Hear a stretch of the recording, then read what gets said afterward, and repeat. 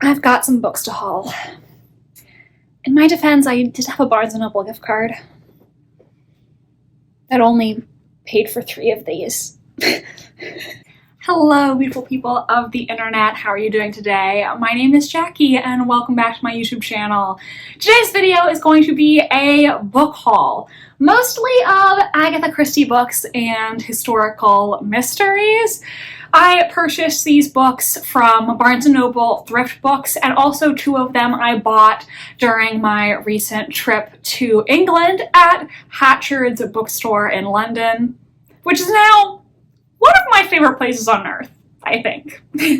One serious thing that I did want to say before I started today's video was that several of these books in this haul I did discover through Janelle from Too Fond of Books, and as many of you probably already know, Janelle recently passed away. I did not know Janelle particularly well or for very long, but she was one of my favorite creators on this platform and just so lovely in the interactions I did have with her.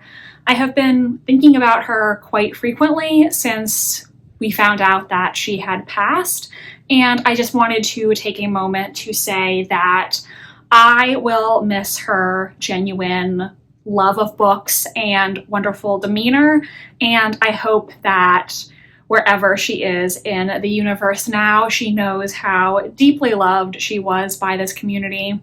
A lot of people on BookTube knew her so much better than I did, but I have been thinking about her a lot, and I just wanted to, put out some love and appreciation for her and encourage everyone to keep her family in your thoughts. I look forward to reading these books that she turned me on to and hopefully loving them as much as she did. So on that note, let's just talk about these books that I have purchased recently. Like I said, they are mostly historical mysteries and Agatha Christie. I do have, I believe, 2 nonfiction books in this pile as well. Oh, and there is one thing I want to talk about at the end here, which you'll see when we get to it. Anyways, let's start with the books that I bought in England. So the first book that I bought at Hatchard's was The Key and the Lock by Beth Underdown. This is a book that I first heard about from Katie from Books and Things. I will link her channel down below. I don't really remember the entire plot of this book, and the plot description on the back is not really helping me because it's kind of a little confusing. Like, it starts talking about one thing and then talks about another and then something else. So I'll just say I believe this is a sort of gothic historical fiction with mystery elements, sort of in the vein of authors like Stacey Hall's. This book takes place after World War I, and our main character, Ivy, recently lost her son in the fighting, but then a person from her past returns and secrets and mysteries will be exposed. It is described as being intriguing, beguiling, and surprising until the very end, and also having a Cornish landscape evocative of Daphne du Maurier.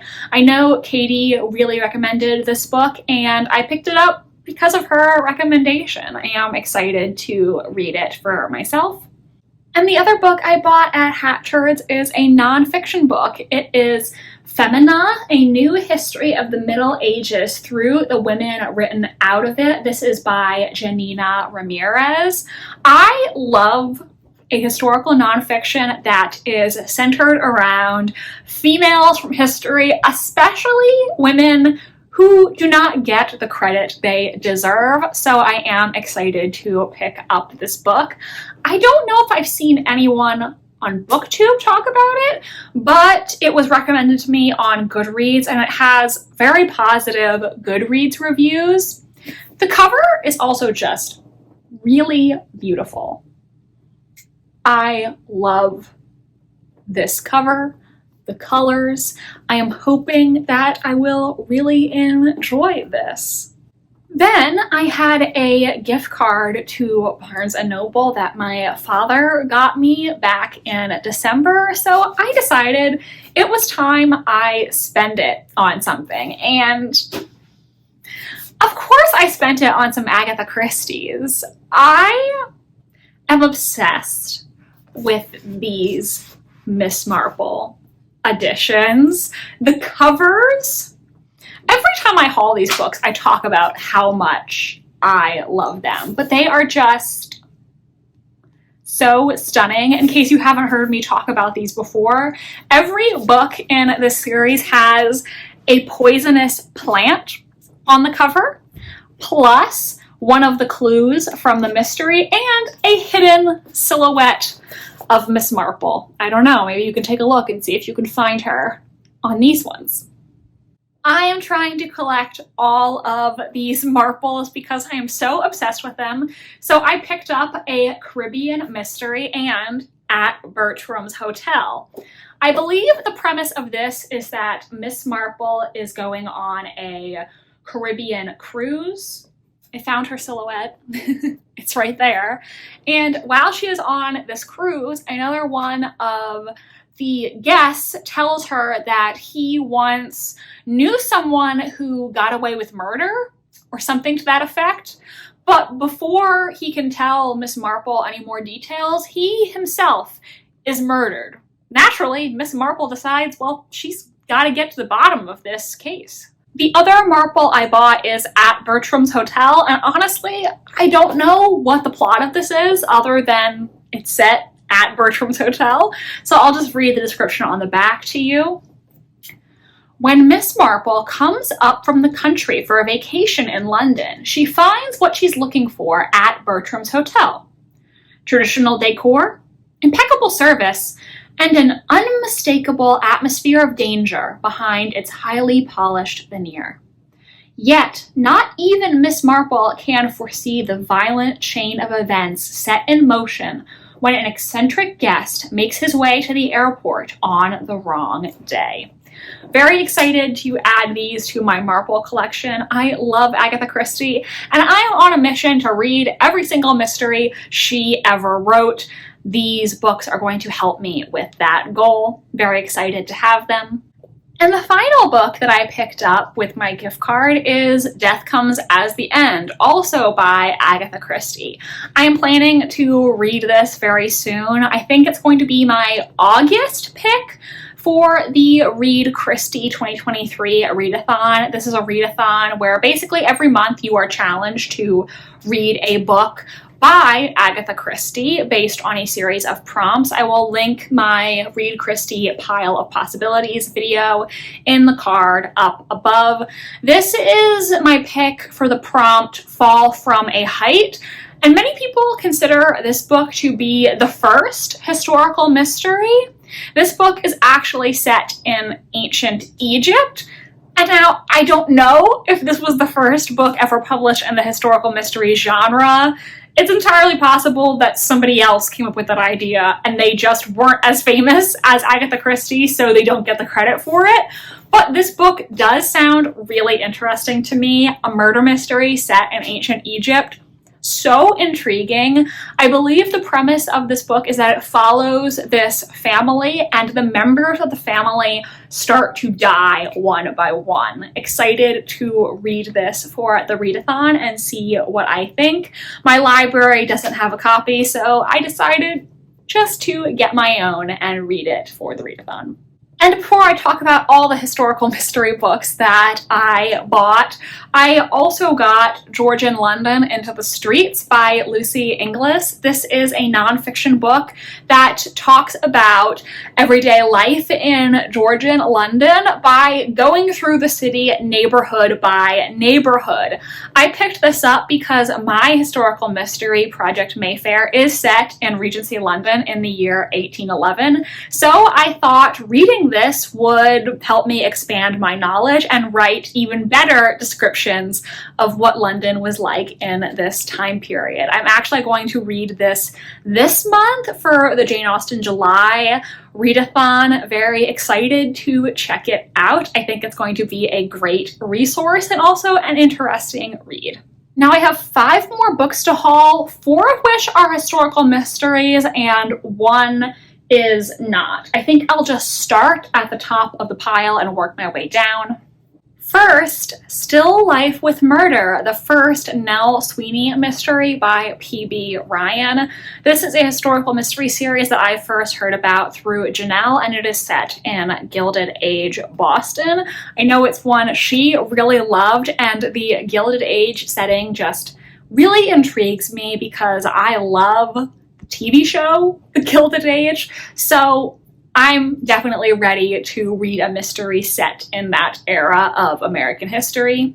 The main character, Nell Sweeney, is hired to work as a governess for the wealthy Hewitt family in Gilded Age Boston.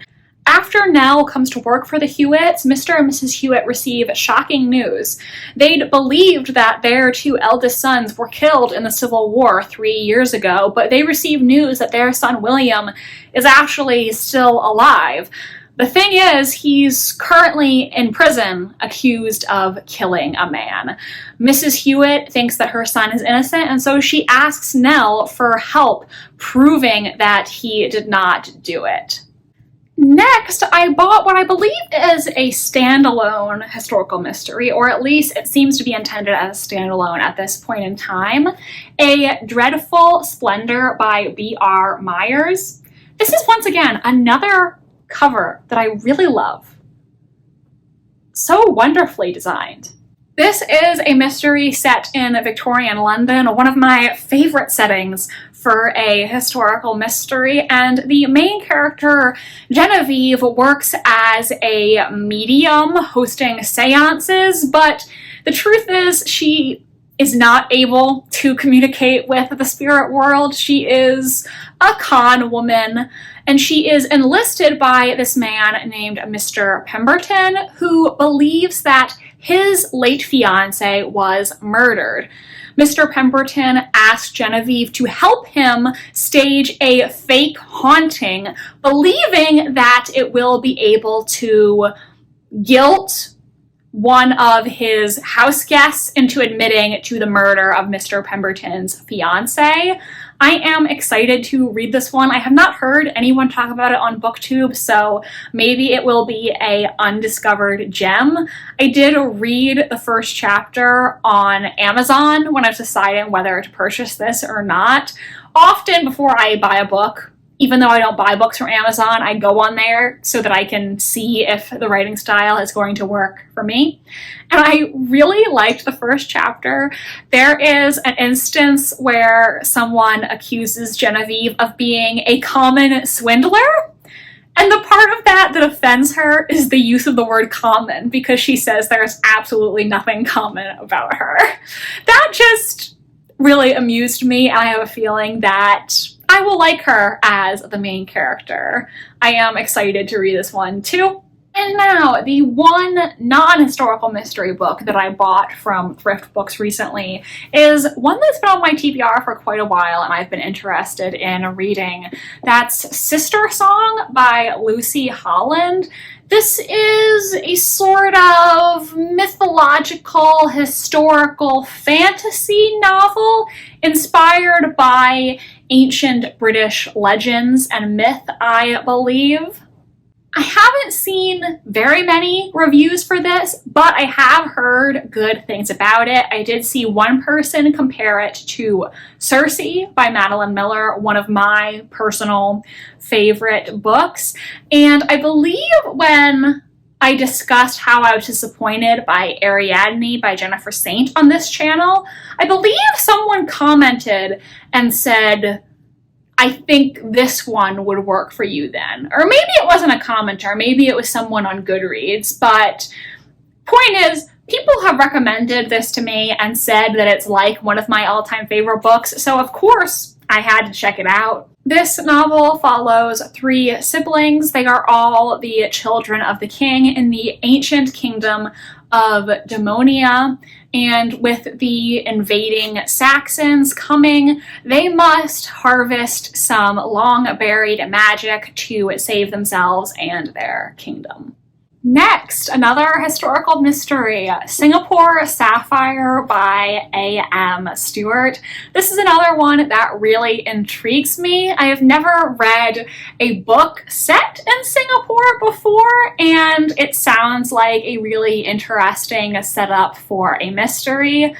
Our main character, Harriet Gordon, is trying to flee her mysterious past, so she accepts a job working as a secretary in colonial Singapore in the year 1910. The only thing is, when she arrives in Singapore, she finds that the man who hired her has been murdered. Together with Inspector Robert Curran, she is going to try to figure out what happened to her employer before more bodies turn up. And then I purchased Murder at Mallowan Hall. This is the first Phillida Bright mystery. It is a historical mystery series set in 1930s England with Agatha Christie's housekeeper as the main character. I am a historical mystery lover, an Agatha Christie lover, so I knew this was a series I needed to check out. Our main character, Phillida Bright, works for Agatha Christie and her second husband, Max Mallowan, at their estate, but then a dead body turns up during one of their weekend house parties. Phillida has always been a fan of her mistress's fictional detective Poirot, so she decides that she's gonna use some of the skills she picked up from reading her mistress's books and get to the bottom of the case herself. This is the first in a new series. The second book came out recently, and I definitely want to check this out very soon. It sounds like something I could really love, and I hope that's the case. So that should be the end of the haul, but I have a story to tell you. So a majority of the books from this haul I ordered on ThriftBooks, but there was originally another book that was part of my order. I ordered Cecily by Annie Garthwaite. That's a historical fiction novel that follows Cecily Neville, Duchess of York, as the main character. She was the mother of 2 kings of England, Edward IV and Richard III. Heard so many good things about Cecily, so when I saw it was on ThriftBooks, I was so excited. I was like, I'm getting a copy of Cecily at long last. But when my ThriftBooks order actually arrived, something happened to me that has never happened to me before. They sent me the wrong book. This is not Cecily by Annie Garthwaite. This is Cecily by Claire Darcy, almost assuredly a pen name, and it is a Regency romance novel published in the 1970s. Definitely not what I ordered. I mean, listen, no hard feelings. I contacted ThriftBooks customer support and they responded so promptly. Thank you so much, ThriftBooks. I will continue to purchase from you in the future. So they said, we'll refund the cost of Cecily. Unfortunately, we don't have any copies of the correct book to send you, and you can keep this one. We don't want it back. So now, I've ordered Cecily from a different seller. ThriftBooks refunded me, but I still have this 1970s Regency romance that I didn't ask for. And ThriftBooks doesn't want it back. So obviously I have a couple options. I could donate it, put it in a little free library, or I could read it. This is absolutely not the kind of thing that I would read at all, but you know, I did ask on my Instagram stories when I got this, would you guys like to see an unhinged vlog where I read the book that ThriftBooks sent me by mistake? And people were up for it, so it might be happening. The dashing young bloods of London gasped at their first glimpse of Cecily on the stage. Who was this adorable creature? Could she be as innocent as she seemed? Or was she just another adventuress using her ravishing looks and dimpled smile to rise in the world? No one asked these questions with more concern than the Honorable Robert Ranley, the handsome, aristocratic leader of London male society. For Cecily actually claimed to be his distant relative and begged him to come to her aid. Ranley had never been bested by any man or discomfited by any woman. But Cecily had much to teach him about the unpredictable ways of a young lady in love and about the unsuspected weak spot in the fashionably cynical armor with which Ranley thought to protect his heart.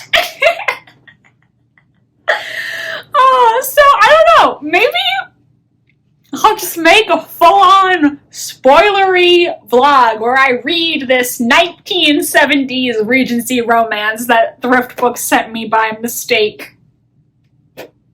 And no offense to people who love Regency romance, this is all in good fun. I mean, it's just hilarious to me because this is not something I would read. And it just looks so 70s, doesn't it? Like, it was originally sold for $1.25. And this cover, oh my god, I think they were going for like a Clark Gable look with this guy, but he looks like he's just spent too much time in the sun without SPF. Like, his skin looks like leather. Lotion up, kids, or your face will look like this.